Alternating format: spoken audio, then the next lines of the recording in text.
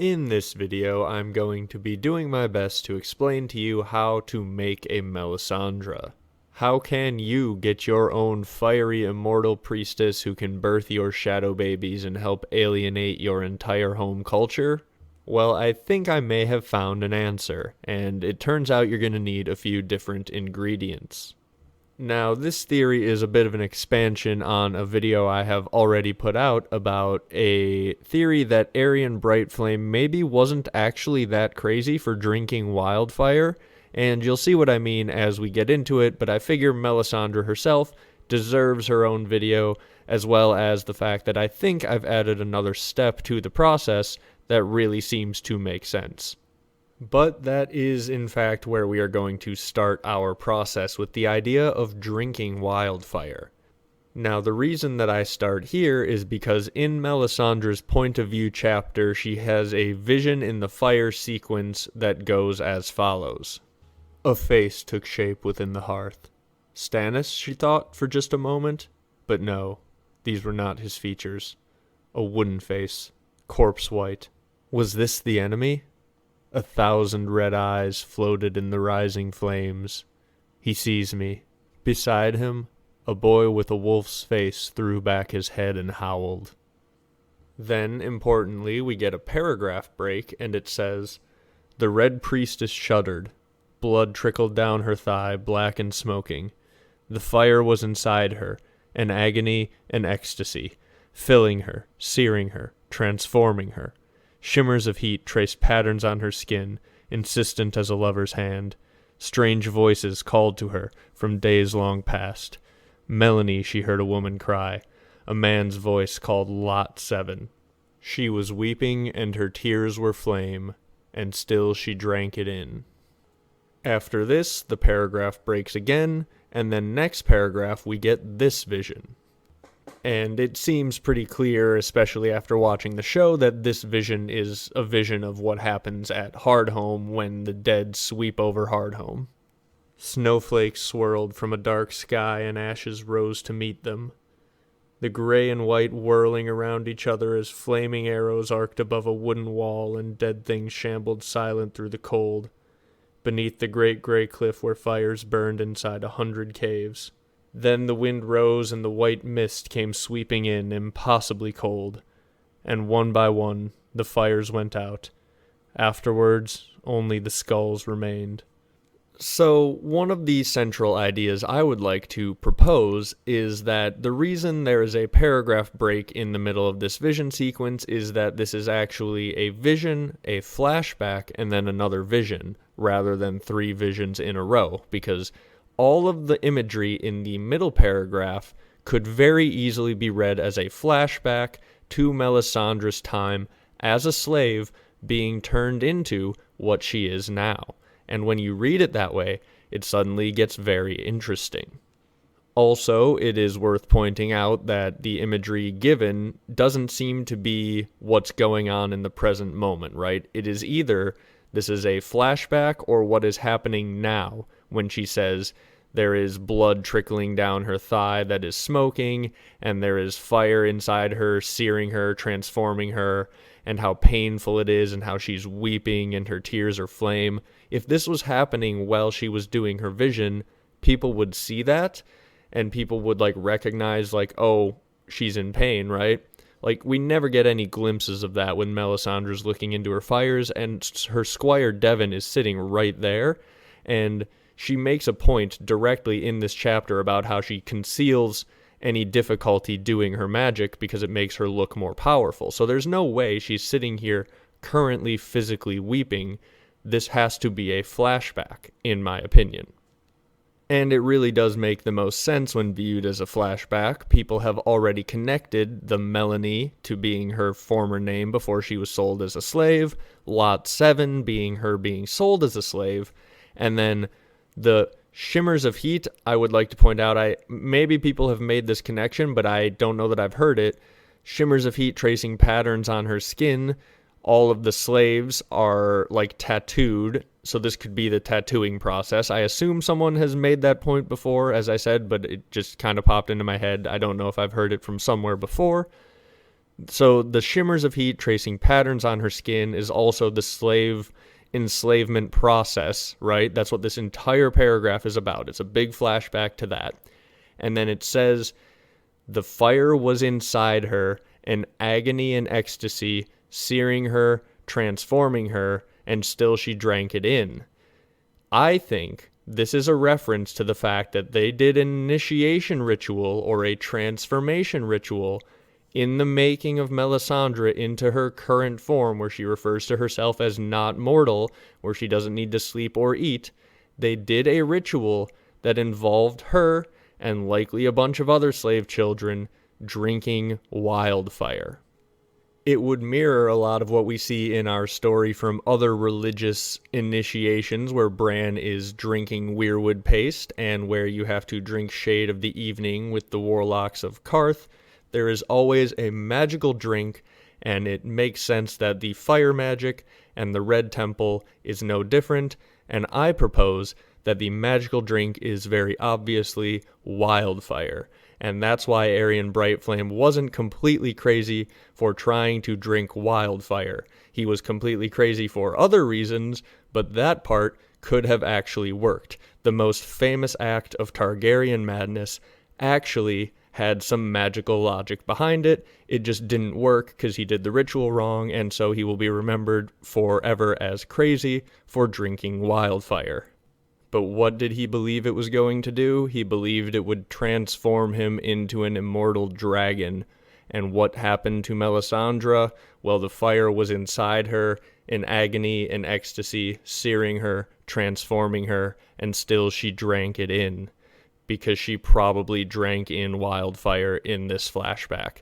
George has directly given us an immortal person who was transformed by drinking in fire, and I think those two things are probably connected. Melisandre's flashback and Aerion's idea of drinking wildfire. So what does the ritual look like that Melisandre was having a flashback to where she drank in wildfire? Well, I speculate, because all of the magic in this world seems to require sacrifice, and fire magic seems to be no different. What happened was likely that the Red Temple brought in a bunch of slave children and sort of had a Jonestown-style situation where they all drank wildfire together at the same time, and then the chosen of R'hllor would be resurrected in the same way that we see fire magic people be resurrected, and they would be the chosen priest of R'hllor. And that's what I talked about in my prior video, about how it would be this big Jonestown-style creepy ceremony where they drink the wildfire. But here's where I think we can actually add a little bit of extra information that I have recently come across that makes the theory even stronger. Because let's say this ritual that I have speculated in some form took place, right? Whether it's exactly how I speculated or not, the ritual of drinking the wildfire and gaining this immortality is in some way real. What is the magical mechanism by which drinking wildfire can grant immortality?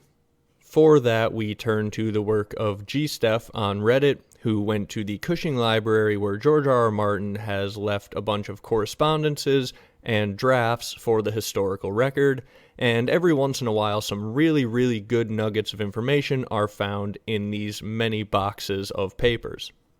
In this specific case, what we are talking about is what is called the long version of the A Feast for Crows prologue, where we find out some very interesting things. Rather than trying to get a key to the Citadel like in the published version, the Faceless Man seems to be trying to get their hands on a glass candle.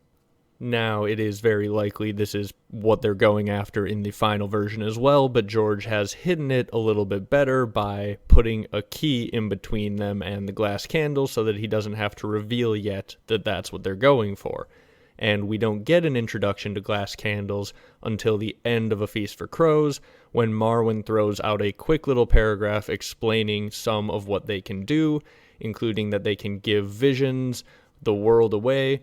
They're basically like a fire magic technology, and they burn without being consumed, And the glass candles have been built up for a long time, right? Since book 1, there were glass candles burning again in the house of Urathon Nightwalker for the first time. Or I guess that was maybe book 2. I think that was book 2. But in any case, it's a test at the Citadel to try and light a glass candle, and all of the Archmaesters have a glass candle. They put all of the students overnight with a glass candle and have them try to light it, and none of them can, which is how they kind of teach them that magic, even if it did used to exist in this world, is now gone.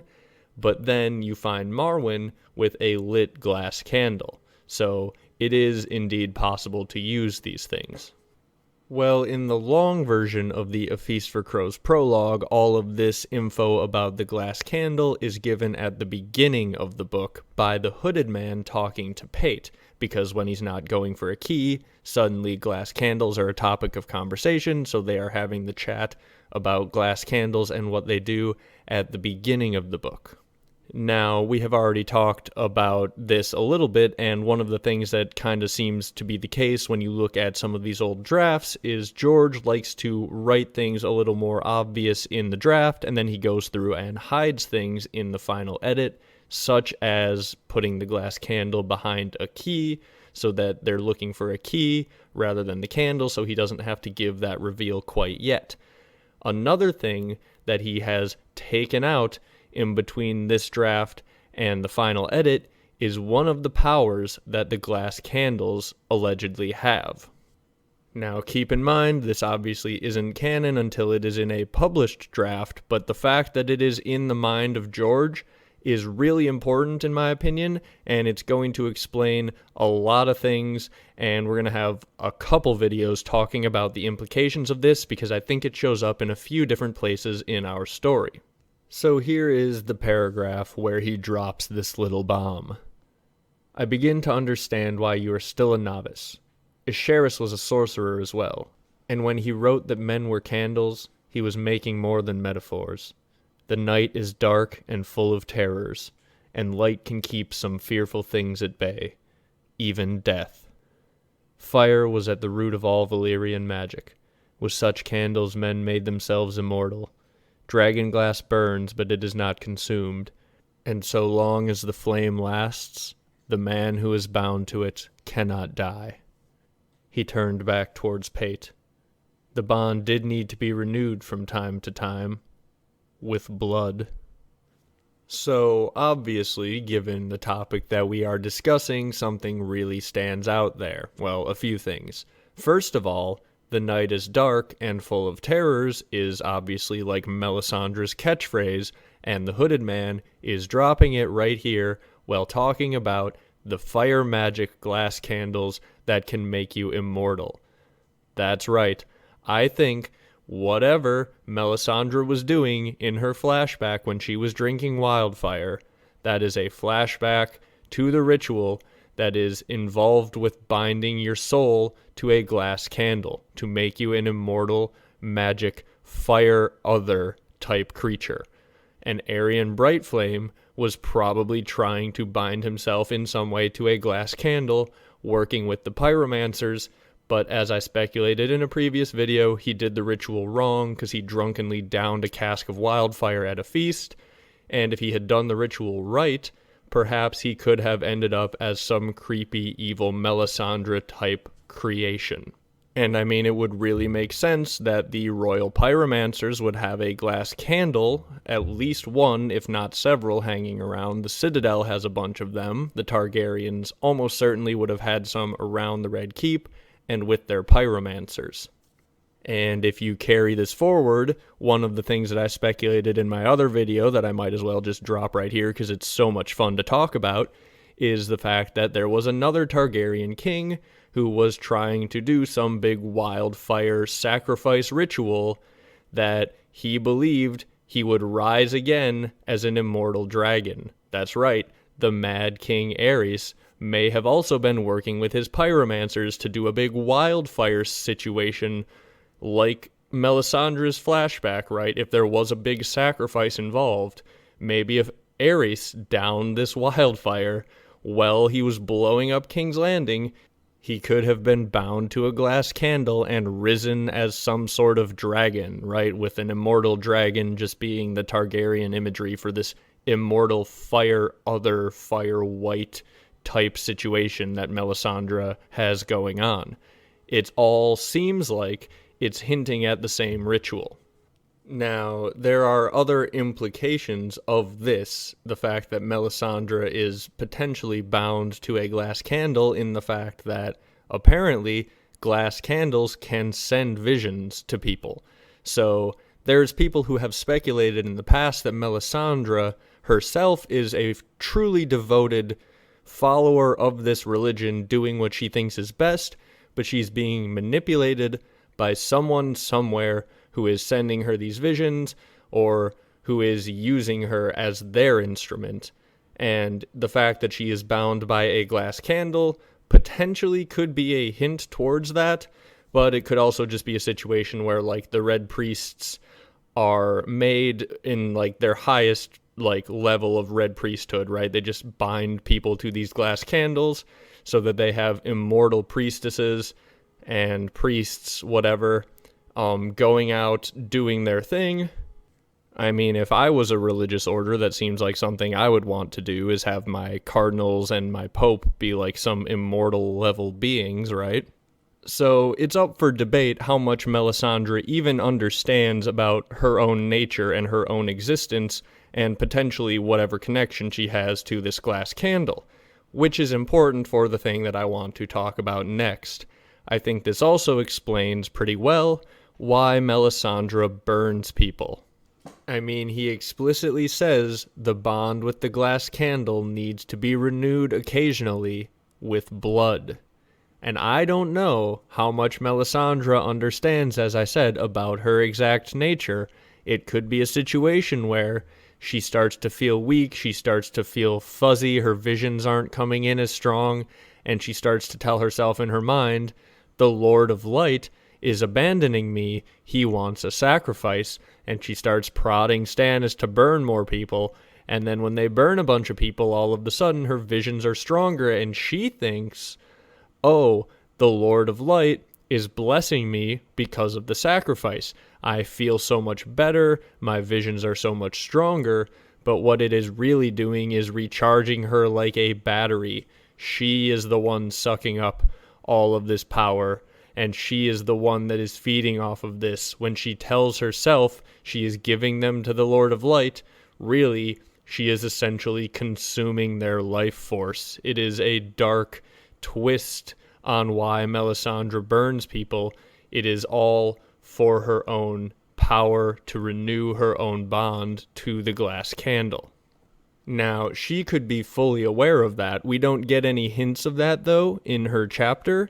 In her chapter, she strikes me as someone who is genuinely trying to do what is best, and it seems like it will come as a shock to her, at least like it did in the show, right? When Davos, like, cornered her and said, if your lord commands you to burn children, he's evil, and she has this, like, oh shoot look on her face. Well, it might come as a bit of a shock to her to find out that her entire life has been in some way a misguided effort, or at the very least, like, all of the burnings weren't for the reason she thought that they were. They were actually recharging her and giving her the Lord's blessings in a different way, right? She thought, yep, you trade the burnings for visions, but really it's just you get the visions when your bond with the glass candle is stronger and when you are more powerful. So she's just feeding herself with all the burnings. And she might know that. Like I said, maybe her chapter, she just hides it. Ned hid a lot of stuff in his POV just by not thinking about it, right? So she just might not think about it. But yeah, I think that's definitely what's going on when Melisandre burns people. She is recharging her bond to the glass candle that she was bound to, likely at the Great Red Temple as a slave child, probably by drinking wildfire. Now, if you want a little more hints that perhaps she is remembering this on some level, or is aware but confused about what's going on, she teaches her squire the first thing anyone who serves her needs to learn is that her fire must never be allowed to go out. She keeps a fire in her room at all times that can never go out, and she teaches them that it must not be allowed to go out. So, if that's the most important thing that her servants learn, is that literally, like, she has a connection to the fire she's burning? Maybe, but probably not, in my opinion. It seems more likely that she has it ingrained in her mind that your life fire must not be allowed to go out. Your fire must be kept burning. So, like they feed her actual firewood every once in a while, she needs to burn someone to feed her life fire blood. So what do you all think of that? Let me know anything you've got down in the comments, because this will not be the last time we talk about Melisandre, and this will not be the last time we talk about glass candles. If you have not subscribed already, make sure you do so, and thank you all very much for watching. I'll see you with something else very soon.